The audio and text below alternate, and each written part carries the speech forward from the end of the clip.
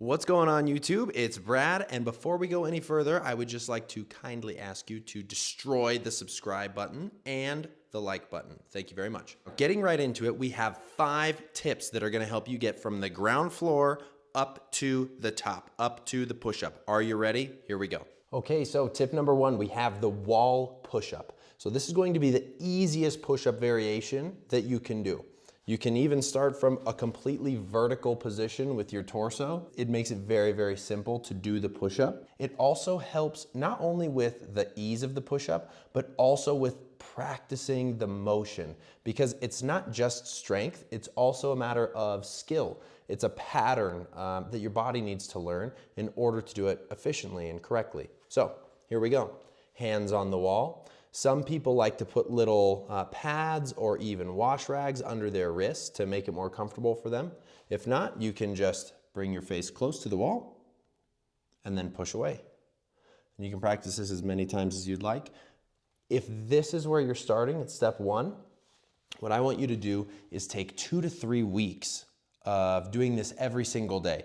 10 repetitions throughout the day, just to start getting the pattern or greasing the groove for the push-up. Honestly, this is a great starting point for a lot of people. If you've never done a push-up before, start here and then work your way through the steps. Now, years ago, when my wife was a collegiate athlete, she had to go from doing 0 push-ups to doing 20 strict chest to floor push-ups. Now, she was a cross-country athlete and she wasn't super used to training her upper body, so it did take her a little bit of time, but she was able to do it. And the place I started with her back then was on the flat bench. So here's tip number 2.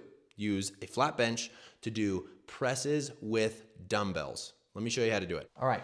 So here I have 20-pound dumbbells. For most people, you're gonna wanna start between 10 to 20 pounds. I don't really think you're gonna need to go below 10 pounds. Most people can push through that 10-pound weight barrier. Most things that you lift throughout the day are heavier than 10 pounds, and this should be doable for you. If it's not, that's okay. Just drop the weight a little bit and start wherever you can. Now, we're gonna take our weights and we're gonna lay back. For me, I like to keep my feet on the floor, but some people like to put their feet up on the bench. That's fine too. So from the bottom position, I'm going to push straight toward the ceiling and then bring my arms right back down. Now, it's important to note, I don't have my arms completely flared to the side and I don't have them all the way tucked in. I like a nice somewhere in the middle approach. Push up toward the ceiling, bring the arms back down. Push up toward the ceiling, bring the arms back down. There we go. Some of you might be a little bit worried because you don't have access to a bench and dumbbells. If you don't have that at home and you aren't able to get a gym membership, then just skip to step number 3. It's not that big of a deal. Step number 2 can be a great supplement to step number 3, and it can help you do things like supersets or almost a version of drop sets, but we'll get into that in just a little bit. I also want you to consider the importance of having access to equipment like this. The investment that you put into yourself, either with equipment that you can use at home or at a gym, pays off in dividends in the long run. Now, if you do not have access to these kinds of things, benches, weights, a gym membership, I recommend that you do some type of investing for your health. For some people, the month-to-month affordability of going to a gym and finding a cheap gym or a community center hopefully isn't too hard for you, but that's typically the route that most people want to go. It can also be a more social environment if that's kind of your thing. For me, I just prefer to work out at home because it's easy. I have access to all of my stuff. I never have to wait for equipment and I can get a great workout in by myself. Either way, I always want to encourage people to invest some of their income toward their health, because if you don't have your health, you don't have a lot. In order to do step number 3, you just need something in front of you that puts you at a different angle, a little more horizontal than when you were doing your wall push-up. In a wall push-up, our trunk is very vertical. It's aligned with the wall and it makes it very easy for us to push. For step number 3, we need something that brings us a little closer to horizontal so that we can start to look a little more like a push-up. In this case here, I'm just gonna use my bench in order to accomplish that, but you could also stand in front of a sink, you could stand in front of a countertop, you could stand by your bed, and you could achieve the same result. Doing this step is really good for starting to train to failure and starting to figure out where your hands should be positioned so that you're comfortable during your push-ups. Narrower hands are going to work more of the triceps, and wider hands are going to work more of the chest muscles. So just keep the hand placements and hand angles in mind as you do these, because it will kind of guide you as you get closer to the full push-up. Okay, now if you have access to a squat rack and you have access to bands, any type of pull-up assist band will do. The more you have, the better, because then you have a little more adjustability and you can slowly decrease the resistance of the bands and make it harder for yourself over time. However, this step is optional. So if you don't have these, just skip to the true step 4. This is like a step 3.5. But if you have access to this stuff, this is what I would do. Get some band pegs, okay? We're gonna throw a pull-up assist band on there. I walk my hands over the bands. I get into my modified push-up position, and then I do my push-up. As I get closer to the floor, this will give me more assistance in the more difficult part of the push-up. If I feel like it's not enough, I can always just add another smaller one on top of it, or I can just go grab a bigger one altogether.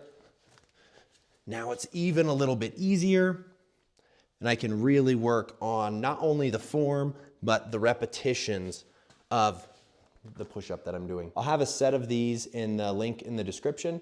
It doesn't cost you any extra, but it does support the channel. All right, now the true step number 4 is the modified push-up. So what I'm gonna do is lift my feet from the floor, knees together, hands in the placement that I like them. I prefer them just outside of my shoulders because that's the most comfortable.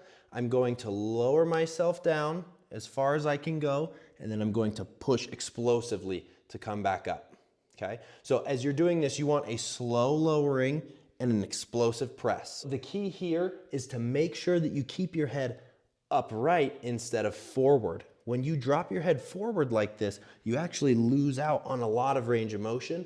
You don't get as much bang for your buck with the exercise. If you're gonna put in this much work to get to a push-up, work through the full range of motion. What that looks like is head back, all the way down, and press. Now when I say all the way down, I want you to bring your sternum 1 to 2 inches away from the floor. You do not need to touch your chest to the floor in order for it to count. Step number 5 is where things start getting really exciting because you are starting to do the full push-up. What we're going to do is called a push-up eccentric. So that's the lowering portion of the push-up. And then we're gonna press back up in the modified push-up position. So it's gonna look like this. I get my hand placement just where I like it. I get up into the high plank position. And then from here, I bring my body down.